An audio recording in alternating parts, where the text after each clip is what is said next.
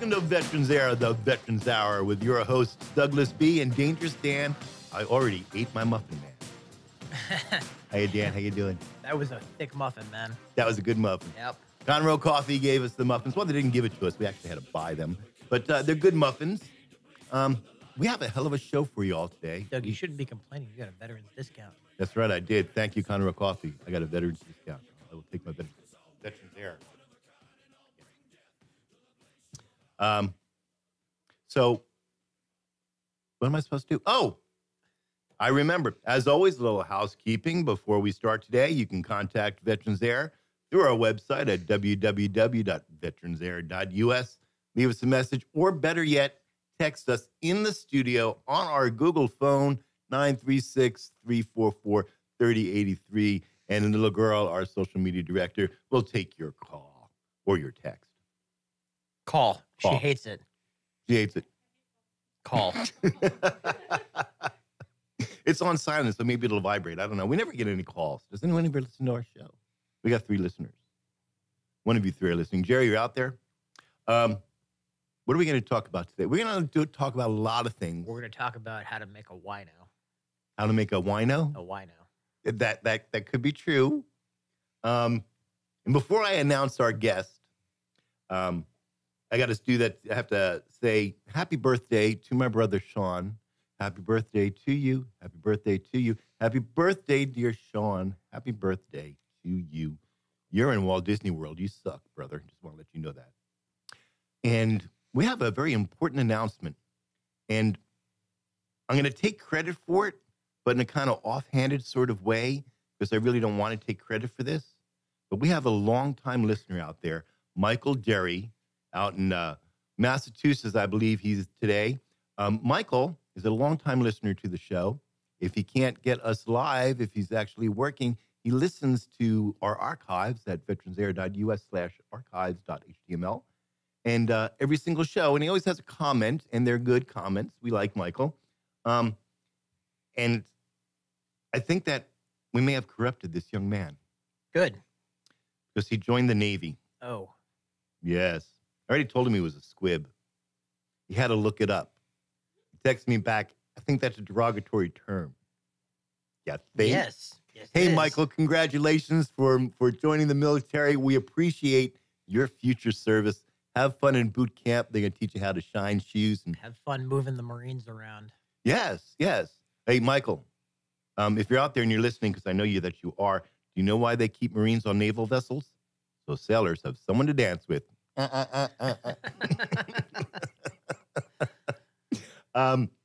So let's get to our show, because we have a awesome show for you today. We have on the phone with us, live from San Francisco, the world-renowned Master Sommelier and wine expert, Catherine Fallis, a.k.a. Grape Goddess. Goddess, are you with us? I am. Good morning, Doug and Muffin Man Dan. I think I can hear you now. Hello? I hear you now. They didn't have my headphones on. I couldn't hear you. I was totally unprepared. Everybody listening, this is a special broadcast. We've gone off the far end, and we're going to talk about wine today because it is the holidays. And Catherine is the world-renowned Master Sommelier, Grape God and Grape Goddess. She knows everything there is to know about grapes and wine. As a matter of fact, she has a new book out, The 10 Grapes to Know. And I have read this. And look, can you see it? I actually have it bookmarked. So I read this, and it was very, now I've known Catherine for years now, and she has been trying to bring a little culture into my life and teach me about wines. I was asked once what type of wine that I liked, and I said, I don't remember the name, but it comes in a box. And I think that, and Mule Train 2020 is a good wine.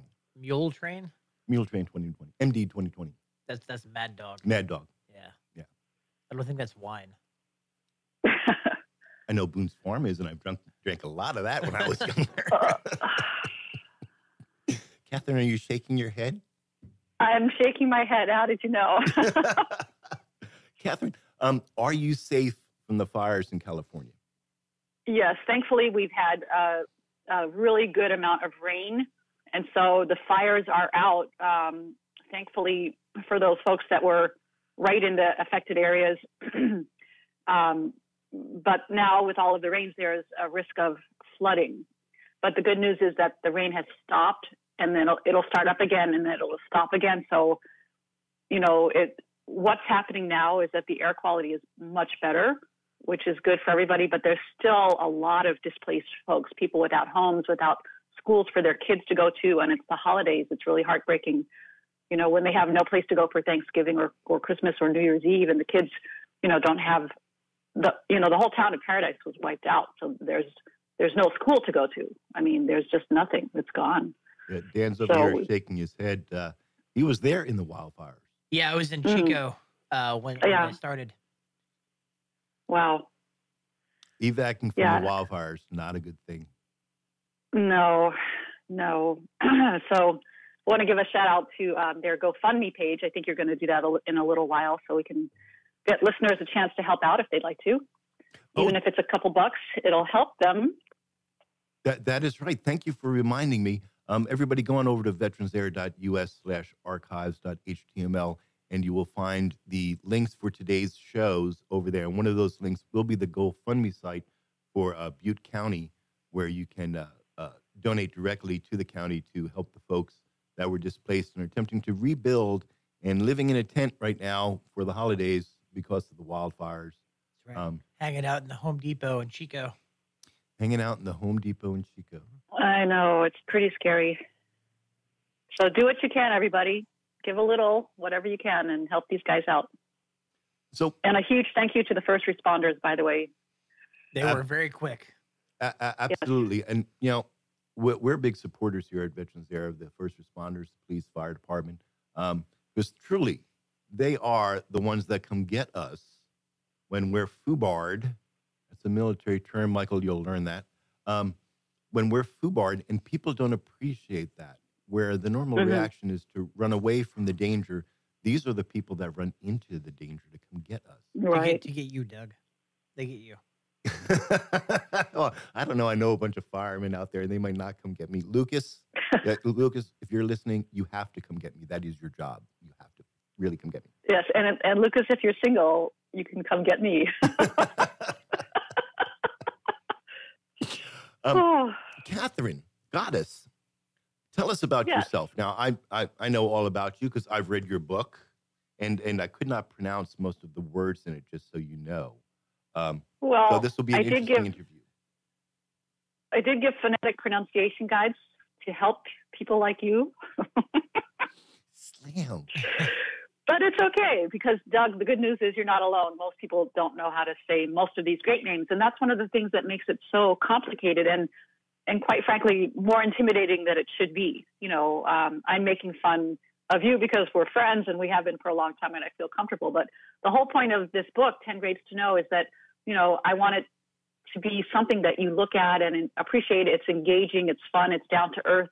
It's a reality check. It's just, these are tips about some grapes that you might be familiar with. You might not. You may want to explore one of these grapes. And I give you wines. A lot of the wines in the books are under $20. There are a couple of wines that are $4 a bottle, and they're all widely available. So this is a real book for real people who are buying wine at Walmart or Trader Joe's or Specs or wherever you shop. And I've paired these wines with foods that you can find in the frozen food aisle, such as lean cuisine or frozen pizza. I have noticed that. And, we're going to talk about that. Good. Because I've never known, I'm not a wine guy.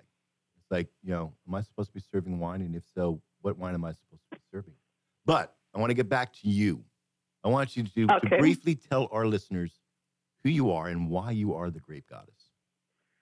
Well, I wanted to work, I should say, in some place in the world or with something in the world that was less bleak than the world I grew up in.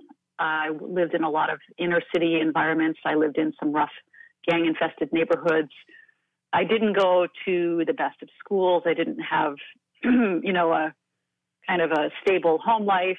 I had a lot of responsibilities early on, raising siblings and step siblings and then half siblings. And so by the time I got to the point that I was a teenager and I could kind of see an escape coming up, I had this kind of wanderlust. I wanted to see the world. And so I would work and take all my money and, I do 2 or 3 jobs, bartending, whatever, and I would take my wad of cash and I would just get one of these cheap flights to Europe that you could get from Manhattan in those days for like $150. And I would get over there and I would just kind of like, okay, now what do I do? And I would travel by train and I would just get off at whatever stop. And, I started to see that at every little town or village or even in the bigger cities, that there were fruit markets and there were these beautiful peaches and tomatoes and then the bake shops and the bread and the croissants and just everything, the gelato, the ice cream. I mean, everything that you wanted to eat actually tasted better than you expected. And then I started beyond, satisfying my innate, hunger.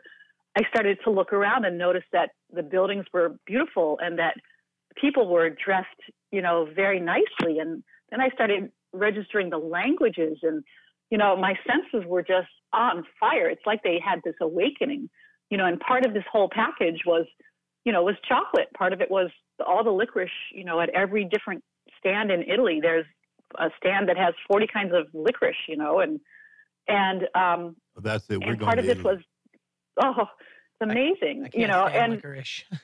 Well, well then I can't. This interview has to end right now. I'm sorry. No, I'm teasing. And part of it was wine, and wine was something that even I, on my $5 a day budget, could afford. We would meet up with a couple of others, stay in a youth hostel or camp out or whatever, and we got our bread, we got our cheese, we got our wine.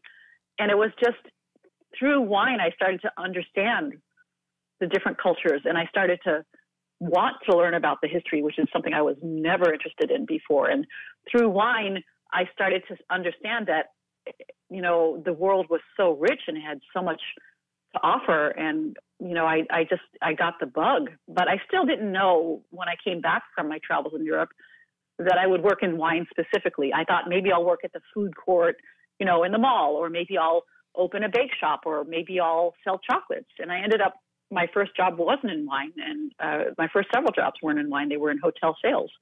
So I ended up taking all the way till my late 20s to actually start working specifically in wine. And by then I knew that was it. I had found something that I felt would interest me forever. And it hasn't let me down. I got a question for you. You are a master sommelier. Yes. And I've actually seen you do your sommeliering. Is that a word? Sommelier? You can say som is the new kind of, since the movies came out, som is kind of the street word for sommelier. So you can say som or somming, sure. It's easier than sommelier. I'm Urban Dictionary. So what does a som do? Well, in a restaurant, basically when the restaurant opens, there's a lot of stuff you do before people get there. But when guests come in, you go to the table and present them with a wine list. And, if they're interested, you can, help them pick a bottle for their meal.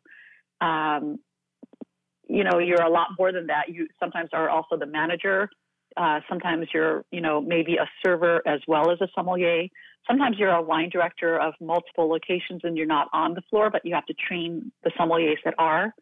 Before the restaurant opens, you're meeting with vendors and selecting wines and updating your wine list and, working on inventory and POS systems and all of that, and going to tastings and meeting producers and going to lunches and tasting wine. And when you're off, you're traveling as much as you can to visit these wineries and wine regions all over the world. It's really important for your education.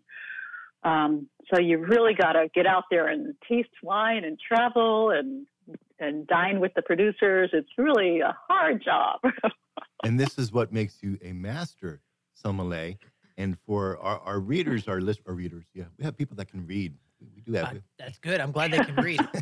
For our listeners that don't know, I was saying before that you are a master sommelier and sommelier. I'm sorry, Catherine. I don't mean to mispronounce what it is that you do. I really don't. Just think of summer. If you can say summer, and take off the R and make it an L and say Sommel, and then say yay, the wine is here. Sommel, yay. Oh, man, I can do that. See that? You can teach me things. There you go. I can. Very good. What's your favorite region for wine to come out of?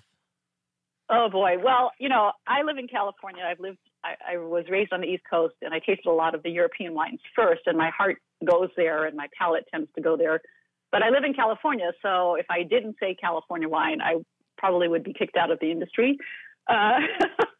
But in addition to California, all up and down the state, there's Napa Valley, of course, the most iconic and famous, but there are so many regions that are amazing in the state. And in particular, I'm a huge fan of Lodi Old Vine Zins. But in addition, I would have to say, France is really critical and important in wine theory and benchmark wines of the world, but I'm a huge fan of Italian wines. And then I'm a kind of a recent convert to New Zealand, not only for their amazing, vibrant, kind of colorful and flashy Sauvignon Blancs, but they have these really beautiful dialed back Pinot Noirs. And I just am a huge fan, as you can see in my book, because there are dozens of New Zealand Pinot Noirs in the Pinot Noir chapter, because they're such beautiful dialed back wines, and they are so expressive, and they're really nicely priced, under $30 for the most part. I didn't know New Zealand did wine. There's more than bungee jumping and movies. Hey, New Zealand is famous just for the movies. I mean, you couldn't have made The Hobbit without New Zealand. All the Lord of the Rings. That's right. Well, I mean, it's two islands in the middle of nowhere. The closest country is Antarctica, and a little farther, not much further, is Australia. So they're really isolated and dramatic and rugged and, great and cool. It's very cool to cold, but there's a lot of sunshine. It's extreme UV there. There's actually a hole in the ozone layer. And so that extreme UV, even though it's so cold, allows the grapes to ripen slowly, and they pick up a lot of extra flavor while maintaining natural acidity, which sounds kind of geeky, and I don't want to get too technical here, but I mean, these wines are so expressive and so beautifully balanced and fresh and delicate and really very nicely priced. Let's talk about your book. Mm-hmm. Now, so you wrote this book, and who did you write the book for? Is it for other wine experts? Oh, no. Other wine experts have already said, oh, my gosh, Catherine, only 10 grapes. There are hundreds of grapes. And I was like, yes, I know that. You know that, and I know that. But this is not for you and I. I mean, this is for the people I see in the grocery store, in Target, in Walmart, in the wine shop, just struggling, looking at a wall of Chardonnay, which one should I pick? And then they end up going for the critter or the one that says buttered popcorn or whatever it is, and it ends up being not the best choice, but how on earth are you supposed to choose? And so I've spent, my career trying to be a consumer advocate and trying to figure out a way to help people. And so I wanted to create a buying guide that has a lot of useful information in the introductory section if you want to read it, but you don't have to. If you want a nice white wine, you can go to any of the white grape chapters. The chapters follow a template, and you can read a little bit about the history, a little bit about the grape, and then you can see through my giving each grape a dating profile and a musician. You can start to feel the personality of it without diving too deep into technical wine knowledge. You don't have to go there. And beyond that, I have food and wine pairing. I have dishes that you can find at the grocery store. There are some that are more elaborate. There's some meal kits if you want to go a little bit more upscale. But this is really, it's Tuesday night. I don't want to spend more than $20. I'd like to spend around $10. What do I buy? And so you open the page to the under $20 wine section, and then you find that on the shelf. And if you want to pair it with frozen dumplings, then there you go. If you want to pair it with a Reuben sandwich, from Subway or wherever. Oh, yeah. You can do that. I mean, this is, I think, the first kind of ever attempt to actually match wines. A wine expert such as myself, a Master Sommelier. I was the 5th woman in the world to earn the title. It's my 20th year of being a Master Sommelier.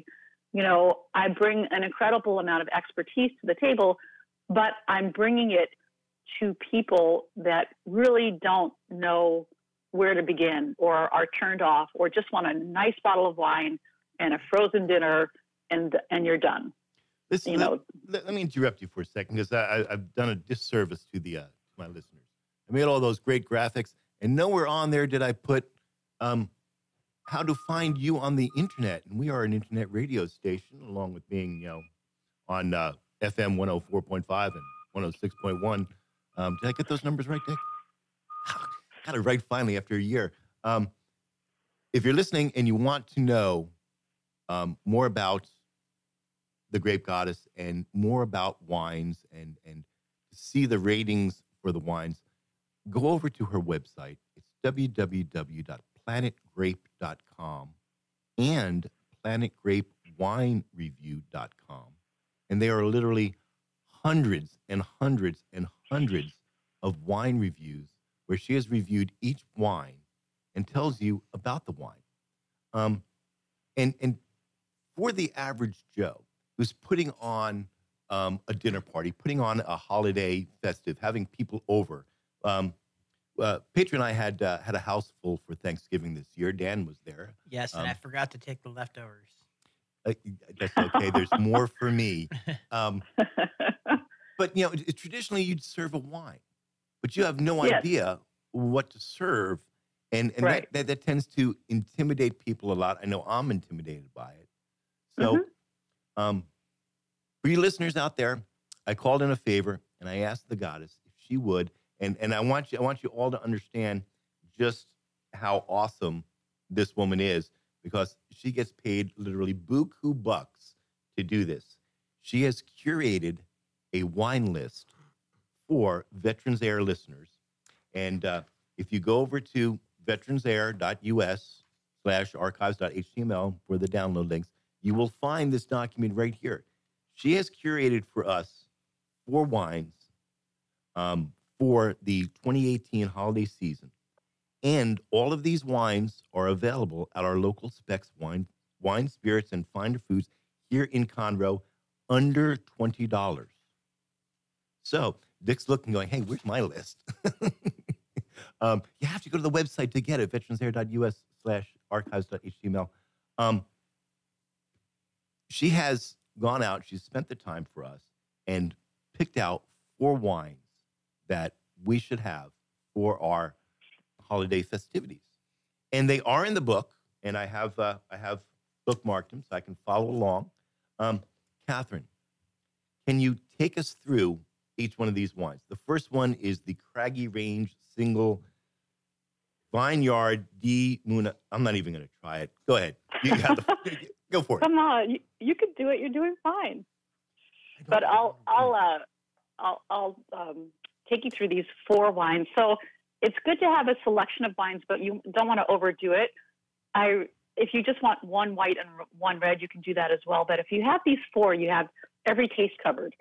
So the first one is a Sauvignon Blanc, and it's from the producer known as Craggy Range, and it is from a single vineyard called Timuna Road, and it's from New Zealand. And I am, as I was saying, a huge fan of New Zealand Sauvignon Blanc, but some of them are a little over expressive. Some of them are really a little bit too loud and flashy and very exaggerated style. But this one is slightly less flamboyant, if you will, so it may please more people. It'll certainly please anyone that likes a light, crisp, fresh wine. It's got beautiful ripe peach and tropical notes. It's got that zingy grassiness to it as well. And it's nicely balanced and dry and refreshing. It's a great kind of first wine as people come in the door. And it's one of those things that will really kind of spark your appetite. really zesty and alive. This second wine is called Viognier. Hang on. Don't go with the second wine yet. Let's still hang on with this Sauvignon Blanc. Did I pronounce that right? So, pretty good. Sauvignon. Yeah, I speak French. If you think of yawn, like, oh, yawn, Sauvignon. While I was reading your book here, and each chapter specifically looking at the wines that you curated for us, I liked the matchmaking section. And for this particular wine, she's paired up what this wine would go well with. And I was really, really shocked because I'm reading this as a Texan. I'm a Texan. Yes, I'm transplanted. Dick's looking at me. You're not really Texan. I know I'm a damn Yankee. It's okay. Carpetbagger. But check this out. This wine goes with fish tacos. Fish tacos. It goes with cheese. Swiss cheese. I love Swiss cheese. And this wine goes with lean cuisine butternut squash ravioli. Mm-hmm. Darlene, if you're listening, and I know you're a big lean cuisine eater, this wine is the wine that goes with butternut squash ravioli. I think I actually saw that in your freezer last time I was down. So guess what you're getting for Christmas? I will hold off on my my crazy cat lady joke then. Now, for those of you that use the food service deliveries, such as Blue Apron, this wine goes with summer vegetable quesadillas with roasted sweet potatoes and lime sour cream. Summer vegetable quesadillas. That sounds really good. It does. It does. And I was really, really shocked that you were able to, that you did the pairing in such a way. I wasn't expecting this when I started reading the book. And I thought it was fantastic. I thought it was great. This is matchmaking, if you, as you so eloquently put it in the book, for me. Now I know that if I'm gonna have people over, and as Dan and little girl know, we had little appetizers beforehand. We had an artichoke spinach dip and whatnot. And though we're not large drinkers, we had a house full, and people do like their wine. And now I can armed with this book, The 10 Grapes to Know, I can now serve a wine without actually being embarrassed, because I am a little bit intimidated by wines. I am. But let's go to the next one. Okay. So the next wine, the grape is called Viognier, and it is, yes, it's not that well known, and there's not a lot of it out there. I almost didn't include it in the book, but I wanted people to have the chance to discover it because it's so exotic, and it's floral and perfumed, and it's also unctuous and round and creamy like a Chardonnay. So it has the weight that people love and that creaminess that people love of a Chardonnay and the opulence.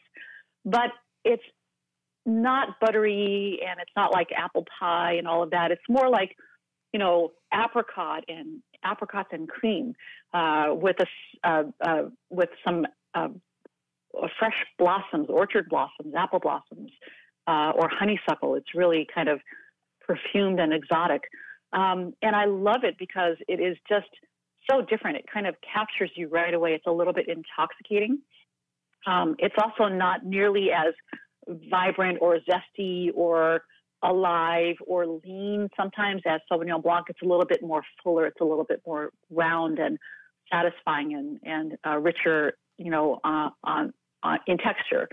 And the Wild Horse comes from the Paso Robles area on central coast of California. And it's really, really kind of soft and opulent and fleshy and floral, all of those things that make it really delicious. Now, you see, it's amazing. Under $20, it's amazing. I am actually going to go out and get this wine, and I'm going to buy this wine specifically for the matching.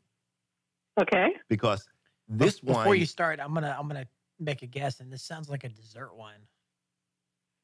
It doesn't have to be, and there are dessert versions of it that are sweet. They're late harvest, but it's actually a dry wine. But it does blend beautifully with dishes that have fruit in them, specifically peaches or apricots. Well, this is why I say I'm going to buy it, because I can have people over and we can discuss, religion and politics. And I can serve cheese with crackers and dried apricots. There you go. That is actually a very good snack, very healthy snack, and I like that. And I can have this wine with it. Mm-hmm. Now, for all of you Texans out here, I want to let you know that your everyday matchmaking pairing with these grilled prawns and peaches. Fish taco with mango, cilantro, corn, and corn tortillas. Baked cod with peaches and lemon oil. Lean cuisine, for you lean cuisine eaters, chicken pecan. That is the correct pronunciation. Hey, Texans, is that the correct pronunciation? Is it pecan or pecans? Depends on which area of Texas. Yeah, see, we're big enough to be a country. It's a pecan. I always said pecans. I said pecans when I first got down here, and Miss Honey, she made me go out and cut a switch because I was pronouncing it wrong. Pecans. Frozen orange chicken, and I know how to make orange chicken, by the way, everybody. And check out these cheeses that I go with, and I actually eat these cheeses.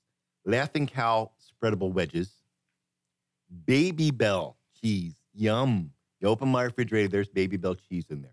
And I can actually sit there with this wine and not go, damn, thank you, Catherine. Great pairing.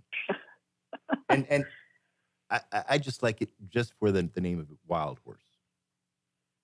They could have done better. They could have done Wild Mustangs. I don't know. I think they got to go with Wild Horse, Doug. Yeah, Wild Horse. Hey, there's not a lot of pictures in your book here, Catherine. I got to let you know that. I think for your next book, I think you need to send me the wines to take pictures of. Okay. Let's do it. It's on the air now. Everybody knows. Yes. I'll let my publisher know that that's a requirement for the next edition. And by the way, I don't know who the publisher was. I know that I sent them over the photo, but this is a quality book. I'm really, I don't know the Countryman Press as a name, but feel this book. This is a nice feeling book.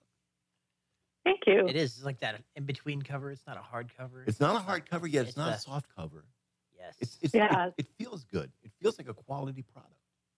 And Thank you. I like it guy. to be something you can take into the shop with you. It's small enough to kind of put into your bag or, carry it in with you to the wine shop or the grocery store so you can use the buying guide. Yeah, it does kind of remind me of a travel guide. Yes, it does, doesn't it? Yeah. Did you do that on purpose? Was that a conscious thought when you were putting this together? To make it look like a travel guide? Well, the design part of it was not so much something that I did. I was involved in it, but Norton, the owner of Countryman Press, their team was really good as far as what they thought would work well and be well received by consumers out there. As far as the look and the price and all of that, it's not a paperback, but it's not a hardbound, standard hardcover, which would have made it, more like a $40 book than a $24.95 book. And, we wanted something that was accessible and approachable and friendly. And I wanted something as far as the content, I wanted each chapter to be very similar in format. So I created a chapter template so that once you read one, you can read a chapter in 5 or 7 minutes, and next time you have 5 or 7 minutes, you can read another chapter and it follows the same exact format. So you know what's coming. And so I wanted it to be digestible, manageable. I wanted to use approachable language. I wanted people to feel like I was with them as they were reading it. It is very, very well put together.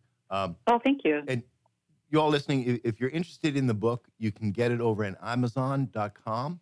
There is a direct link from That's Amazon.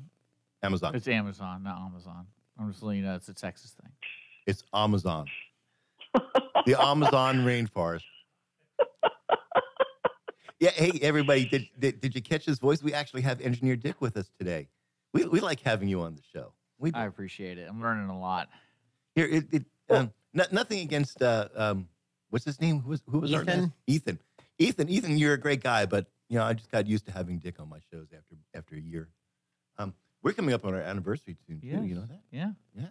We have to have Maybe we should get a bottle of wine.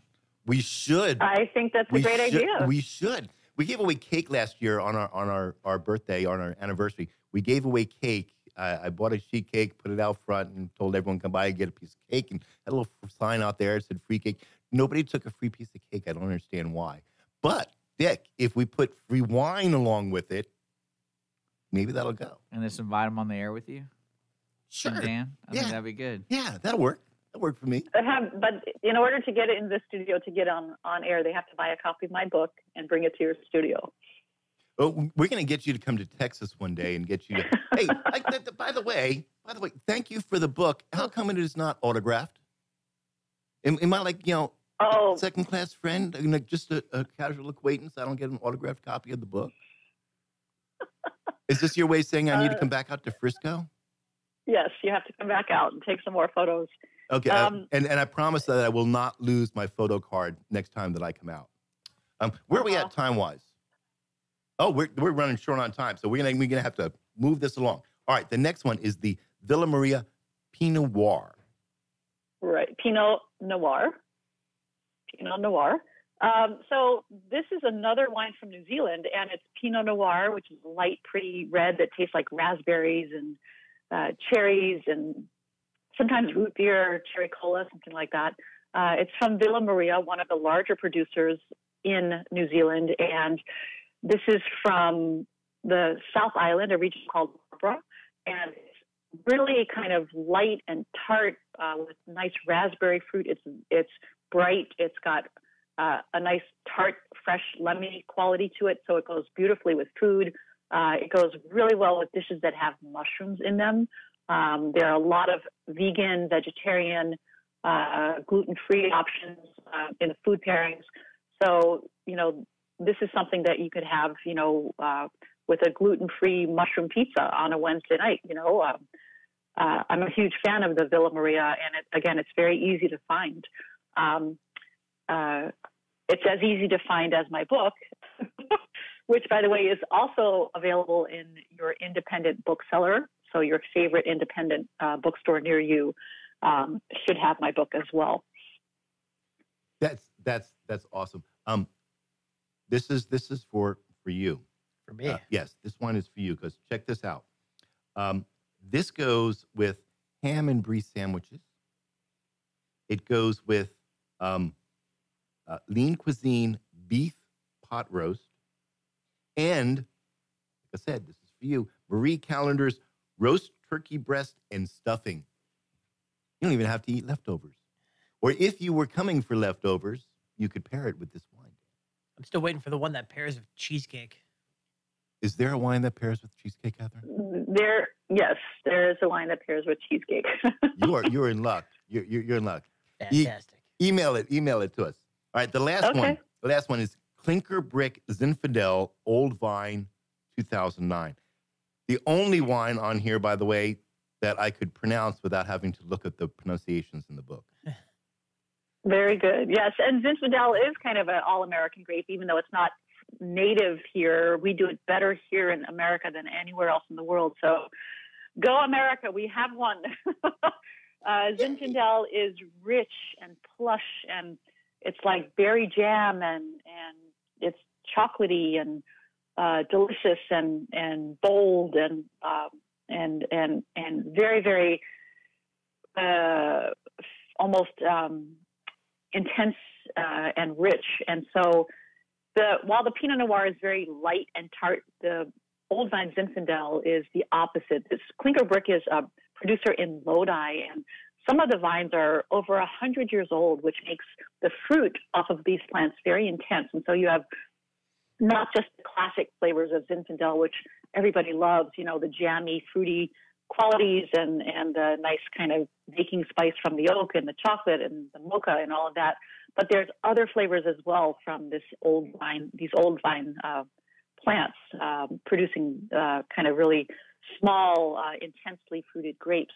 And so the other thing about Lodi Old Vine Zins is look at the price. I mean, these should be double or triple their prices. And every time I go to Lodi, I tell the producers, why are your wines so inexpensive? You know, my friends are like, Catherine, be quiet. Don't say that. Stop.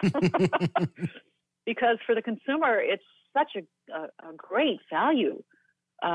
You know, and there are a lot of great zins that are just kind of more tutti frutti, and I've got a couple of them, you know, mentioned in the book and pointed out for you. But when you get to the old vine category, you're opening up a whole nother layer of dimension to the wine, and it just makes it really interesting and impressive too. These are great, impressive wines for gifts. This is like the best wine you could choose for a gift. I'm going to tell you why that I'm attracted to the Zinfandel. Now, over the years, you've learned that I like the dessert wines that you send me, and the ice wines and the Rieslings, because I spent significant time in Germany. My wife's from Germany, so I like it. I like a nice Riesling. I like Traumilch. I didn't know Germany was known for wine. Oh yes, Germany makes some fine wines, and I'm not just talking Mad Dog 2020. I mean, they make fine wines here. But I like this wine because this is. I consider this an all-purpose wine, because I'm not one to sit down and just drink a glass of wine after dinner. Hey, this would make a great gift for Tanya, because she's a wine drinker. What, the wine book? Well, the wine book, but also this specific wine. Because okay. The matchmaking, Catherine's matchmaking on this really, really impressed me. Listen to this with the Zinfandel: salmon, lake trout, halibut, orange glazed duck, roast turkey, beef stroganoff, slow braised beef, roasted leg of lamb with rosemary. I've made this. That's damn good. Wood-fired pizza, sausage and peppers. Yum. Zucchini, bell peppers, eggplants, stuffed green peppers. Pedro makes a mean stuffed green pepper. Excuse me. Being cuisine fans, Santa Fe style rice and beans. Healthy choice. Korean-inspired beef bowl. We got to try some of that since they're closing our restaurant. Enchiladas. Zinfandel goes with enchiladas. And as a snack, I think this has to be a misprint, because you put this under snack, but we'll take it. And if I get yelled at from Patreon, I'm going to say, but the goddess says it's a snack. Reuben sandwich with white Zinfandel. Oh, yeah. We can get Reubens today. We could. We could. Yep. It's a great pairing. It's a really delicious pairing. Now, these 10 grapes to know doesn't make you a wine expert, doesn't make you a wine snob. But after reading this book, I come to understand that there is such a wide range of wines just in these 10 groups. Just within these 10 groups, that you could spend a lifetime sampling each one of these wines. Mm-hmm. Thus, that circles back to your earlier comment. Today on the show, we're going to make a wino. Oh, boy. We should. I have 5 minutes. I have just enough time to close out the show then and do my theme song, don't I? My theme song's like 3 minutes. Catherine, I want to thank you so much for being on the show. It was very educational. And listeners, if you have any questions, please go on over to planetgrape.com or drop us an email and we'll get it over to Catherine, because she is the grape goddess. Yes. She knows more about wines than we could ever possibly know. And she's really nice. She'll answer your questions. We normally have a parting gift, but since you're in California, I'm going to have to send you the part. Hey, can we get a knife in California? Do they allow that? I've used it for cutting cheese with wine. Yes. Cool. We have special bitter glitter VeteransAir knives that we give as parting gifts. We'll drop one in the mail for you. Oh, thank you. Your gift of having me on your show is enough. Hey, tell Miles I said hi, by the way. I will. And thank you so much for being here.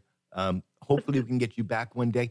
We'll talk. We'll do it. Maybe we'll do a dessert wine testing. Oh. Yes. If tell Dan to look in his Zinfandel chapter. There's a dessert Zinfandel in there that he could pair with his cheesecake. Yeah, you can't. You'll see it on Facebook. He's like, yeah, let's go. Cool. Well, thank you so much, Doug and Dan and Dick. I appreciate it. And thanks for supporting 10 Grapes to Know and Planet Grape. Thank you so much, Catherine. All right, Take care. Dick tells me that I have 4 minutes left. So really quick, you'll notice that we didn't do events in December. That's because there are more events than I can shake a stick at. You can throw up a stick and you can hit an event. But if you go on over to our Facebook page, facebook.com/VeteransAir, you will see a whole bunch of events there. And as they come to us, we will post them for you. So keep watching Veterans Air on Facebook for the local events. Dan, you want to give our sponsor a shout out? Absolutely. Shout out to our sponsor. Veterans Air is made possible by the support of East Meets West Productions, full-service business and marketing consultants helping vets start and fund their businesses for 25 years. For more information, call 361-904-0044. That was very well done. Thank you. I've been practicing. Yeah, you're getting used to that. I was going to say something. I forgot what it was. Go brain dead. I'm sorry. Oh, yeah. I also wanted to mention our other favorite company out there, bitterglitter.us. Tanya is actually working on bitter glitter jewelry, bitter glitter baking jewelry. So watch the Bitter Glitter site. Those will be coming up really soon. And that about wraps up our show. Remember to tune in January 1st at 1 p.m. for a very special Veterans Air rebroadcast. Yes, Dan, we are rebroadcasting. Oh, I'm well aware. And the reason being is it is New Year's Day. Dan and I, if we do it correctly, will be too hung over to speak coherently. We got the book of to get us there. we're gonna do something for our listeners. We are going to go through and check out each one of these wines just for y'all. We're doing that for you as a public service. So we're not going to be here, but we're going to rebroadcast. We're going to rebroadcast MW Financial that we did earlier in the year. Because this is January, a lot of us will be either starting new businesses or expanding our businesses. That's right. And Darlene has a lot of good information for veterans on how to do that and programs that are out there. So tune in on January 1st and listen to that show.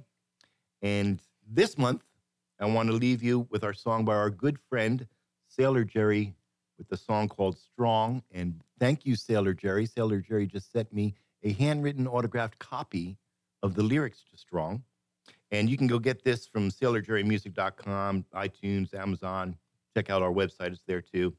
While listening to this, let's remember our brothers and sisters in uniform that today are standing in harm's way for our freedoms and our liberties. If you're wearing the uniform, I want to say to you, thank you. I want to tell you that I'm proud of you. Until next month, stay safe, stay vigilant.